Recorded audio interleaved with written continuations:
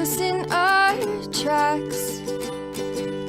Bravely we prove in our striving, trudging together each day. Where there's a will, there's a way. Good morning, everyone. That's why they don't feel right. Oh, that's better. Felt like I was wearing two left shoes there for a second. Morning, David. Good to see you, man. Good to see you.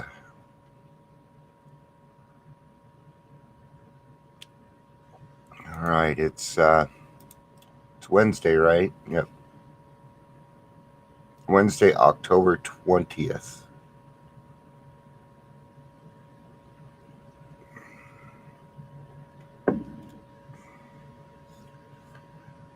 My mind's going in a lot of different ways this morning. And I got to do this. If you're here, please say hello. Whether you're watching live or the rewatch. And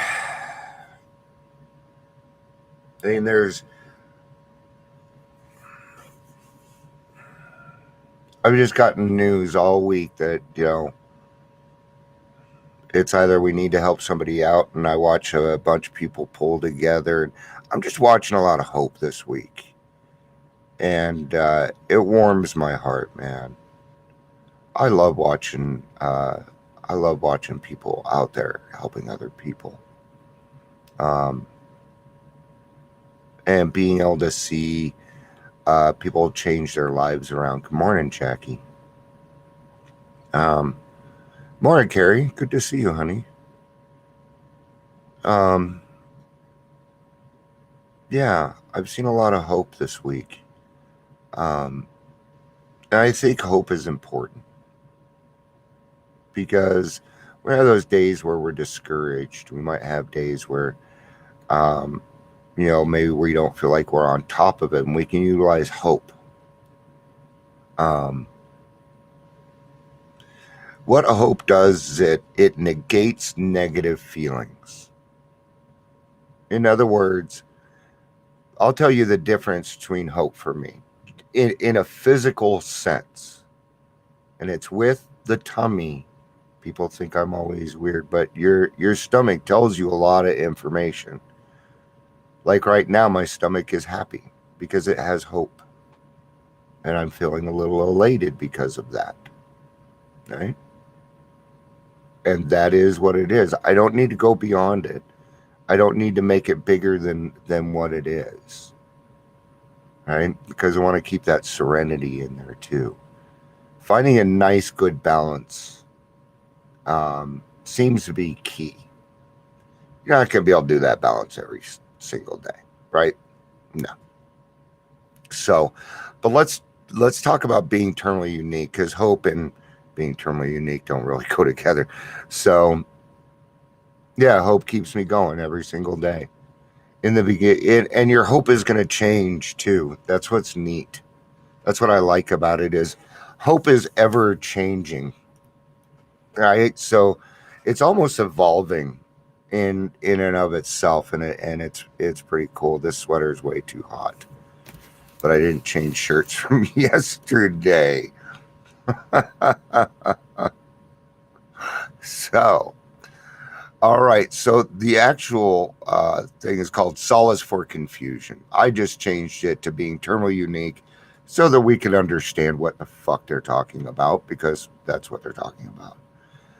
At first, it's Solace for Confusion. I thought it was something else. But this is what I got out of it. Obviously, the dilemma of the wanderer from faith is that of the profound confusion.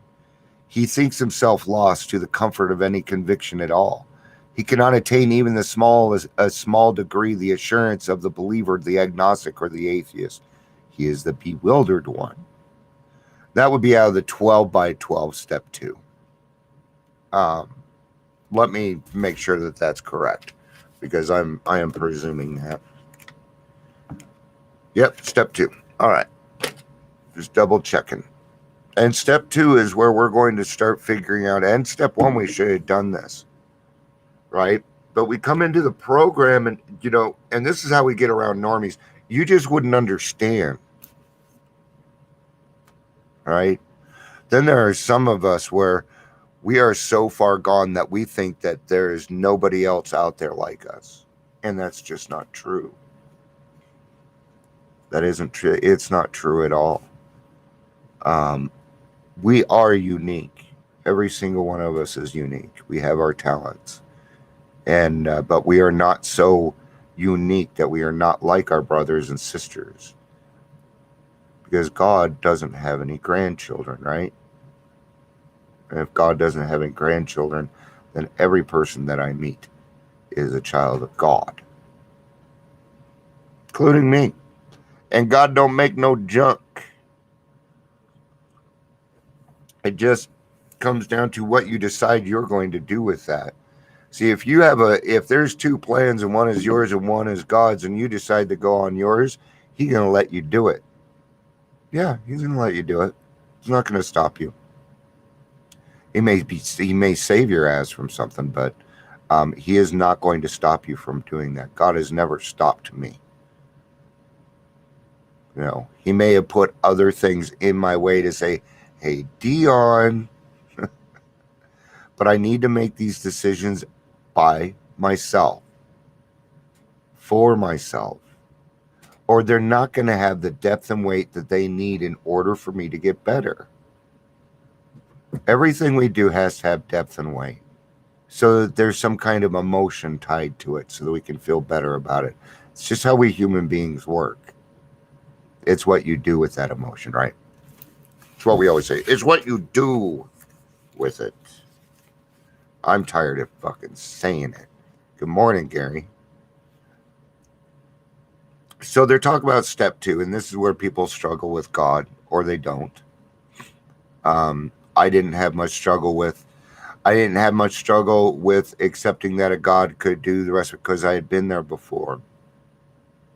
My concern was that He had given me a chance, a really good fucking chance, to make some changes and do some things, and I walked away, and I was afraid that God wouldn't have me back.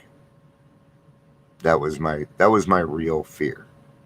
I was wrong, obviously, because I'm here. And that's one of those situations where I'm glad that I was wrong. I got in the program and found out that I was wrong a lot, and I was happy about it because the answers I had were killing me. The concept of God was one that I struggled with during my early years of sobriety. The images that came to me conjured from my past were heavy with fear, rejection, and condemnation.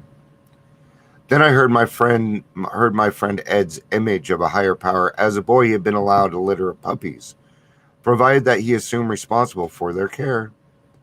Each morning, he would find the unavoidable byproducts of the puppies on the kitchen floor. Despite frustration, Ed said he couldn't get angry because that's the nature of the puppies. Ed felt that God viewed our defects and shortcomings with a similar understanding and warmth. I've often found solace from my personal confusion in Ed's calming concept of God. Did my camera go out again? So, man. Ugh. All right, give me a second. Give me 1 second. Maybe I'll sing while I'm doing this. Thankfully, I put this computer together, so I know where it's all at. Okay.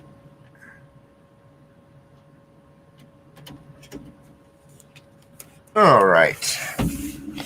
That probably did absolutely nothing.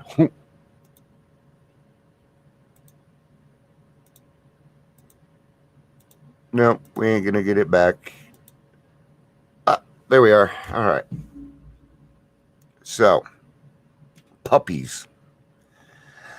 Yeah, I guess I could go with that. The thing is, I didn't have a hard time with this. So for me, I'm not really like digging into that because I didn't go that route. the thing is what it's all about is your concept of God. What's your comfort level, man? It's okay. Thankfully, I did not grow up understanding God as a condemning you're going to go to hell. I grew up Mormon until I was 9, and then there wasn't any religion in my house. Not that a couple of my brothers and sisters went to church, but that was about it. And they didn't force it down anybody's throats or anything. That was just my brother's community, the people that he got along with. So, I feel for those that have a little bit harder problem with finding the God concept. At the same time, we all have our difficulties, right? And we have to remember that. I may not have to deal with that, but I have to deal with PTSD every day. So we all have our things, right? Which make us unique. But it doesn't make us so unique that we are God. That's what being terminally unique means. It means you're playing God. That wasn't quite enough, even with the mechanical failure. Usually I can just yak for 15 minutes. Today it's not happening. I mean, my brain is in too many places. There's a other set of things that are going on that I have just been patient about for almost a year and a half, and it's finally coming into fruition. And I'm just happy for our community.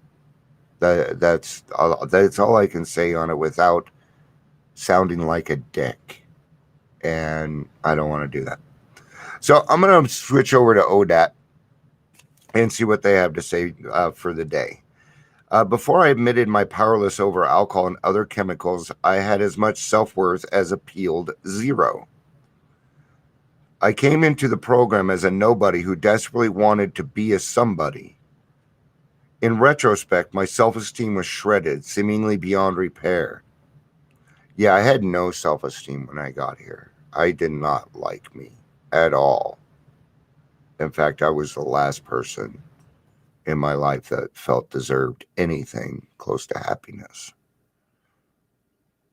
See, we're mean to ourselves. We are very mean to ourselves. Chris, good morning. Good to see you, brother.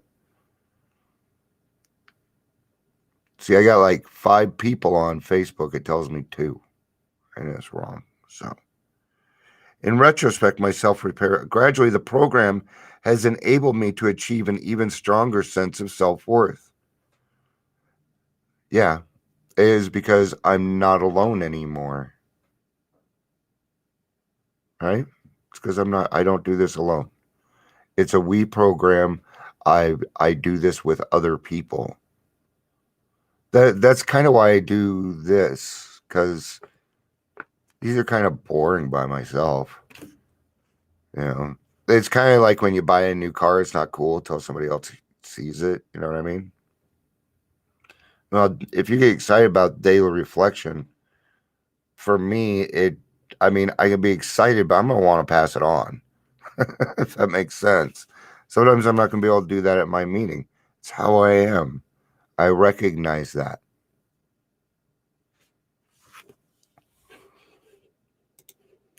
All right.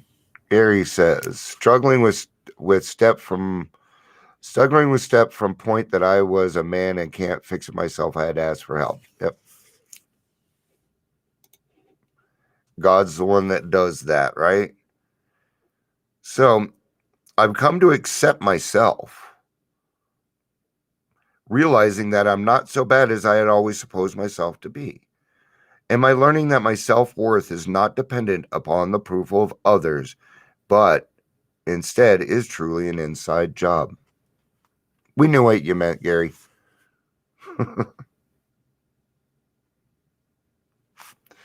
So see, my self-worth was always dependent upon other people when I came in, because I was still playing at an emotional level of 12, 13. And that doesn't work when you're 50 years old.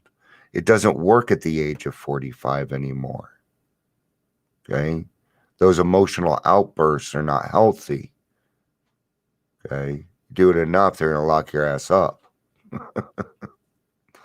Trust me, that's what they do.